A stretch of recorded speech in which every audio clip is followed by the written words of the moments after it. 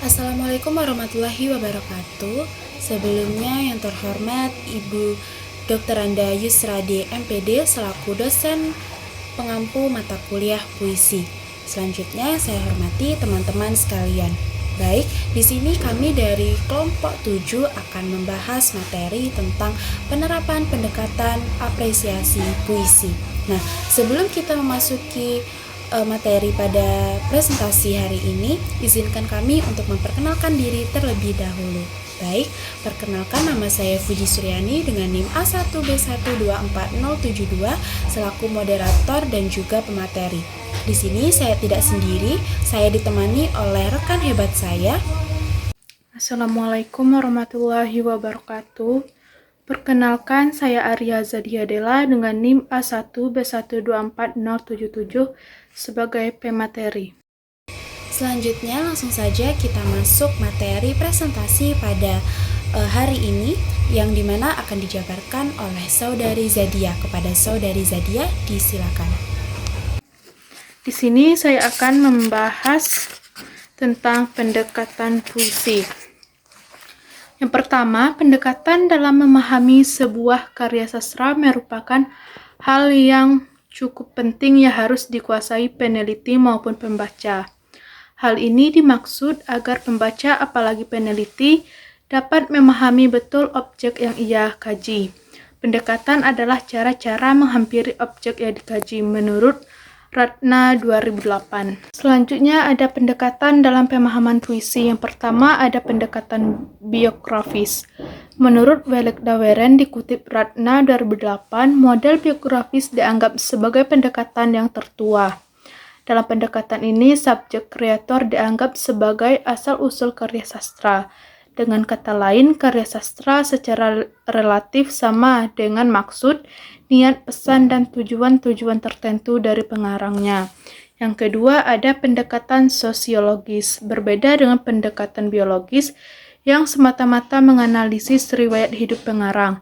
Pada pendekatan sosiologis lebih menitik beratkan penganalisisan pada manusia dalam masyarakat dengan proses pemahaman mulai dari masyarakat ke individu. Pada pendekatan biologis, karya sastra dianggap sebagai milik pengarang, sedangkan pendekatan sosiologis menganggap karya sastra sebagai milik masyarakat. Selanjutnya, pendekatan psikologis. Rene Welek dan Austin Weren dikutip Ratna 2008 menunjukkan 4 model pendekatan psikologis yang dikaitkan dengan pengarang, proses kreatif karya sastra, dan pembaca. Meskipun demikian, pendekatan psikologis pada dasarnya berhubungan dengan 3 gejala utama, yaitu pengarang, karya sastra, dan pembaca. Selanjutnya ada pendekatan antropologis. Antropologis adalah ilmu pengetahuan mengenai manusia dalam masyarakat. Oleh karenanya, antropologi dibedakan menjadi antropologi fisik dan antropologi kebudayaan yang sekarang berkembang menjadi studi kultural. Dalam kaitannya dengan karya sastra, antropologi kebudayaan pun dibedakan menjadi 2 bidang, yaitu antropologi dengan objek verbal dan non-verbal. Namun, pendekatan antropologi sastra lebih banyak berkaitan dengan objek verbal. Menurut Payatos dikutip Ratna 2008, secara historis pendekatan antropologis dikemukakan tahun 1977 dalam Kongres Folklore and Literary Anthropology yang berlangsung di Kuta. Lahirnya pendekatan antropologis didasarkan pada kenyataan pertama, adanya hubungan antara ilmu antropologi dengan bahasa. Kedua, dikaitkan dengan tradisi lisan, baik antropologi maupun sastra sama-sama mempermasalahkannya sebagai objek yang penting. Selanjutnya ada pendekatan historis.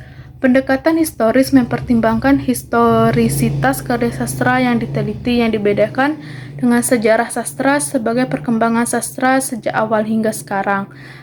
Sejarah sastra sebagai karya sastra yang mengandung unsur-unsur sejarah. Pendekatan sejarah menelusuri arti dan makna bahasa sebagaimana yang sudah tertulis dipahami pada saat ditulis oleh pengarang yang benar-benar menulis dan sebagainya.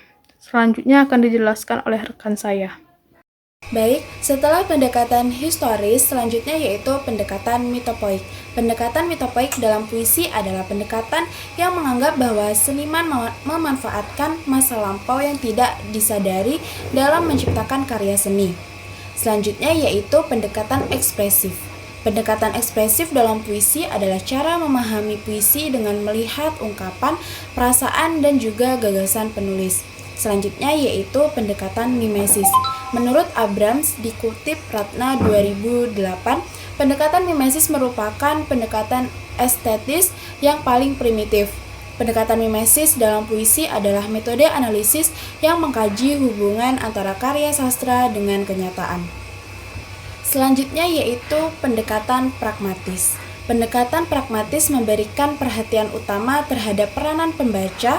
Pendekatan pragmatis dalam puisi adalah pendekatan yang berfokus pada peran pembaca dalam memahami dan mengapresiasi puisi. Selanjutnya yaitu pendekatan objektif.